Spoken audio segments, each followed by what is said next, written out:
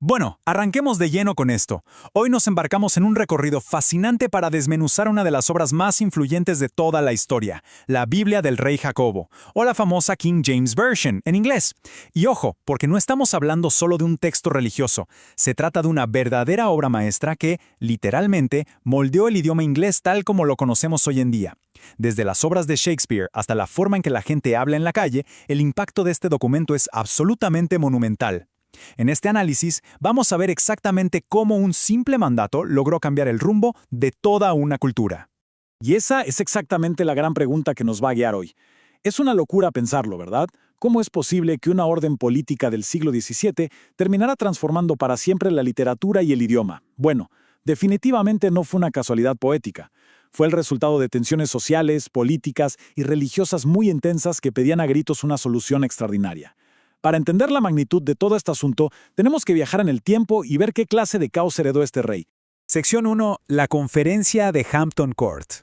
Imaginemos el escenario. Es el año 1604. Jacobo I, que ya era rey de Escocia, acaba de suceder a la reina Isabel I y llega a Londres. ¿Y qué se encuentra? Un clima religioso súper tenso, una iglesia de Inglaterra dividida y un grupo de puritanos bastante molestos. Ahora bien, si miramos esta cronología, nos damos cuenta de algo clave. La versión del rey Jacobo no salió de la nada, ya había un largo camino recorrido. Tuvimos la Biblia de Tyndale, luego la Gran Biblia, después la popularísima Biblia de Ginebra y la Biblia de los obispos.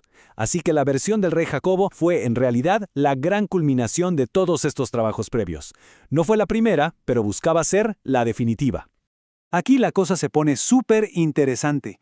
Es la clásica dinámica de problema y solución. En enero de 1604, en la conferencia de Hampton Court, los puritanos llegan con su famosa petición milenaria exigiendo reformas. Al rey Jacobo no le gustaron casi nada sus demandas, pero, curiosamente, estuvieron de acuerdo en una sola cosa. Necesitaban una nueva traducción de la Biblia. Para el rey esto era como caída del cielo. Era la excusa perfecta. Él detestaba la Biblia de Ginebra porque tenía unas notas al margen que básicamente desafiaban el derecho divino de los reyes y promovían ideas antimonárquicas. Entonces, sacar una nueva traducción oficial era la jugada maestra para resolver su enorme problema político. Sección 2. Un esfuerzo de traducción monumental. Una vez que se dio la orden, la maquinaria se puso a trabajar.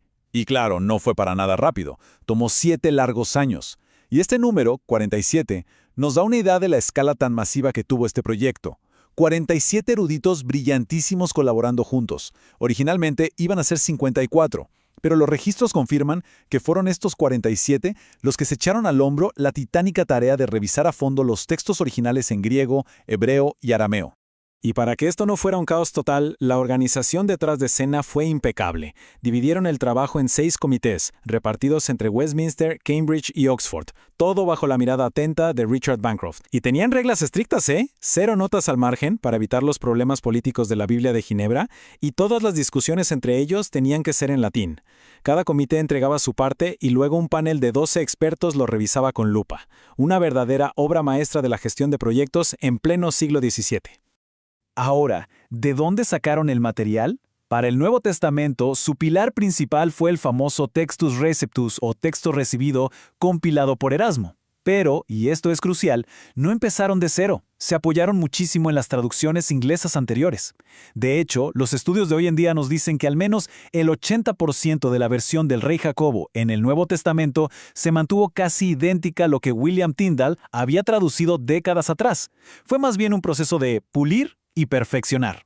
Sección 3. La edición original de 1611. Y por fin, en 1611, el texto sale de la imprenta. Logró su cometido oficial, desbancó a la gigante y carísima Biblia de los obispos en las iglesias. Pero, para la gente común y corriente, la historia fue muy distinta. Durante muchísimo tiempo, comprar una de estas nuevas Biblias era un lujo impensable. Así que en las casas se siguió leyendo la vieja Biblia de Ginebra por un buen rato. Claro que, al ser un trabajo humano en una imprenta del siglo XVII, los errores eran prácticamente inevitables. Hay un detalle interesantísimo en el libro de Ruth. En la primera edición, por un error de imprenta decía, él fue a la ciudad. Se dieron cuenta rápido y en la segunda edición lo cambiaron a ella fue a la ciudad.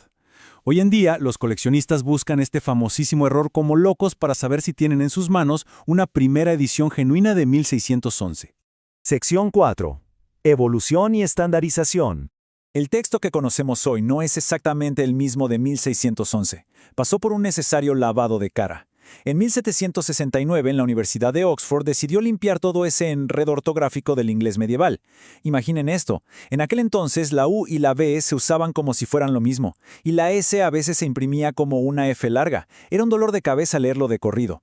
Al quitar todas esas cosas confusas, como la E de sobra al final de las palabras, la versión de 1769 hizo que el texto fuera infinitamente más fácil de leer.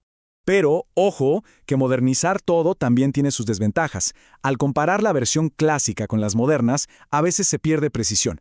Por ejemplo, en el inglés de 1611 usaban la palabra ye, que indicaba clarísimamente que se le estaba hablando a un grupo en plural. Dios le estaba hablando a todos los israelitas, pero las actualizaciones modernas simplemente usan you, que sirve igual para singular que para plural.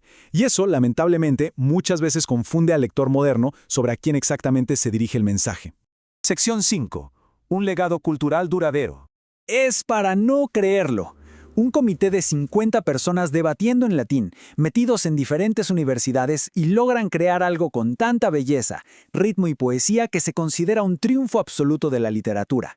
El mismísimo poeta Matthew Arnold lo llamó el libro perfecto. Y es que lo diseñaron a propósito para que sonara majestuoso al leerse en voz alta. Vaya si lo lograron. Y llegamos a una de esas ironías de la historia que parecen inventadas. Los primeros colonos que llegaron a América en el Mayflower venían abrazados a su Biblia de Ginebra, huyendo precisamente de los reyes británicos. Pero el mundo da muchas vueltas, y con el paso de los años, fue la versión autorizada por el rey británico la que se apoderó de todo. Terminó siendo el documento fundacional de la cultura en Estados Unidos, marcando el estilo y la oratoria de sus líderes por siglos. Y con todo esto, nos queda una reflexión espectacular. Expresiones que nacieron de esos acalorados debates en 1604 las seguimos usando hoy en día, incluso personas que jamás en su vida han abierto este libro.